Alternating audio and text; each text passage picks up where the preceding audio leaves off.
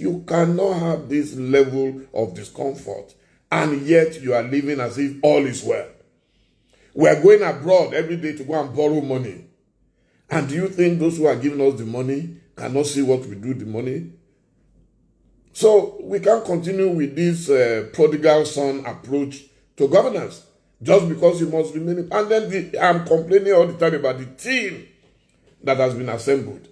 This team, oh my God, how can you bring back all those? Many of them still have cases in EFCC today. They are virtually protected from being scrutinized. All this issue of going to America to seek information. This information, I'm sure, is available right here. But nobody, the EFCC, for example, says for them to begin investigation of any public officer, they will receive a petition and blah, blah, blah. And then but there have been petitions upon petitions in Nigeria against some of these people in power today. And nobody did anything about it. So they can afford to ignore the EFCC. They can afford to ignore judiciary. I mean, there is no country that lives so recklessly and ultimately will not pay the price for it. I think we're getting very close to that final judgment day when we will stop doing things like, I am untouchable. A country of untouchables is a risk to itself and to the future generations. I can tell you confidently that these issues have been there. Many times people had raised it. Chief Ganifa went to court, even Festus Keyamo went to court and all that. But I blame the Ashwaju and his cronies. Maybe this thing would not have gotten this bad if it came out. There's nothing wrong. If you have adopted parents, there's nothing wrong with it. But own up to it. Everybody knew that Chief M.K. Abiola was my adopted father. But everybody still knew that Mr. Jacob Momodu and Mrs. Gladys Momodu gave birth to me. There's nothing wrong with that. If you didn't go to school, Nigeria allows just ordinary school certificates, WAEC, what we call WAEC in our own time. Okay? That's all you need.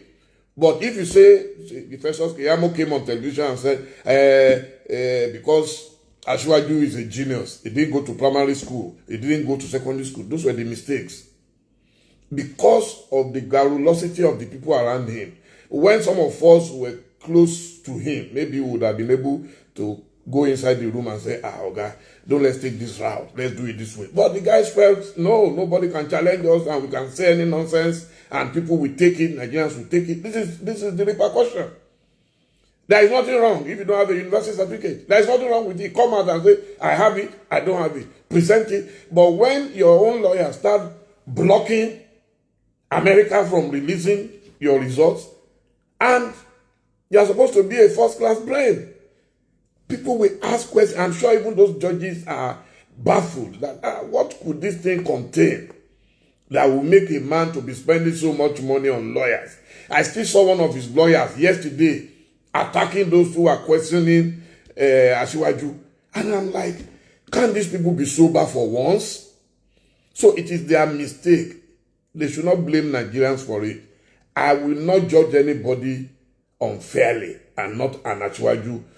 He's a man that we all love and respect, but the way they've mishandled this case, they should own up to it that they mishandled that case. They should have just come out to tell Nigerians are so forgiving, forget it. Just come out and say, yes, my name is this, my name is that, and this is what I have. In my younger days, I had issues. I'm not a privileged child. I say that all the time. Everybody likes to listen to grass to great stories. I have not seen that, but what I see are people around him still arrogating to them the power and the ability to do and undo. It's so unfortunate. Personally, I think this case, if the Supreme Court does not settle it, it might go beyond the Supreme Court. There are many avenues for you to ask a leader to step down, especially in the face of grave grave offense. So I don't want to preempt it, but I know that if the Supreme Court sees overwhelming evidence and they ignore it, then people will seek other options. There are other options that people can do, but I don't want to preempt it. Is it anywhere else, anyway, if such a thing happens, the leader will voluntarily resign. And he will be applauded for it. History will judge that at least once upon a time we had a man who aspired to be a president, and whether legally or illegally, he got it. So that should be enough comfort for anybody. But if they continue to dig deeper and deeper and refuse to respect the laws of Nigeria, because we have a law, it's just that those laws are not being obeyed. And like I said, nobody expects you to be a saint. It's just that you refuse to own up to not being a saint. That is what has led us to this problem. There is no issue whatsoever. I think those things are already in Nigeria. They came from Nigeria to Chicago. Now from Chicago, we're bringing them back to Nigeria, just like our oil, that we take our crude oil abroad to refine and we bring it back at huge cost. I see a similarity in what is going on, and we pray that Nigeria will be better for it. It's all about Nigeria. It's nothing personal. I mean, like you said, they were colleagues. They were all friends. I don't think Atiku has any enemy anywhere.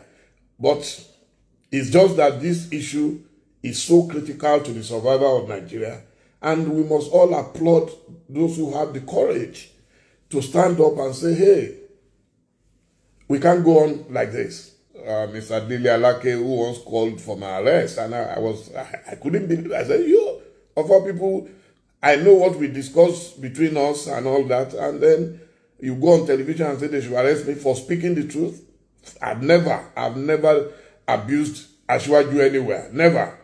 Even when they were talking about all these Chicago, all these drug cases, I kept my mouth like this. You know, because sometimes you give your friends that privilege of being your friend. And that is why, but the stage we are right now, nobody can defend this. You know, because they mismanaged it, not because we convicted them. They were the ones who convicted themselves by trying to prevent justice, by going to Chicago. The lawyers, I don't know how the lawyers managed to convince them that they can do the same rascality they do in Nigeria, that can do it abroad. I don't know how, you know. But unfortunately, those of us who could talk to him were not there with him. So we're watching and we're like, hey, can this continue, and for how long will it continue? But like I said, it will be resolved sooner than later. If he is free of any offense, we'll give him a standing ovation. But if they say no, the infractions are too much to ignore, then we watch how the justices will determine the case. Everybody is suffering, you know. There is no way you buy fuel at the amount you buy it now and you won't suffer. But more than that, what is the essence of working so hard and you have little to show for it? What is the essence of our kids getting out of school and they can't find jobs? You know, so it's not about me. I can ignore Nigeria and go to work abroad. But no, this is my country. This is where I want to live. You know? And if I leave, will I carry all members of my family with me? The answer is no. So let's pray that politics will settle ultimately, because this is all about politics. So when we settle it, especially the rule of law. But a country where people cannot find justice and they have to go abroad to go and seek it, it's unfortunate. It's very unfortunate. And like I said, a lot of people mismanage this thing for Achiwaju by not telling him the truth. They thought the gra we do in Nigeria, you can do it everywhere. So I'm sure when tomorrow comes, he will know those who told him the truth and those who lied. Because at the end of the day, the leader is the one who takes everything. You know, which is unfortunate. He's been in power for long. He's been controlling a lot, especially in Lagos, for long. And so you should understand that Nigeria is a very big country with big interests.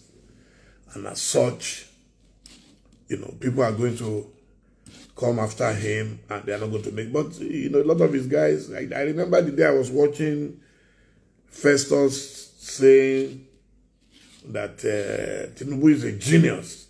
He didn't have to go to school. He read at home. He said, yeah. So, show it that he read at home. So, if it's only WAEC you have, nobody is going to kill you for it. His supporters love him absolutely, or so it seems on face value. But, you know, you cannot ignore the law of the land. You can't.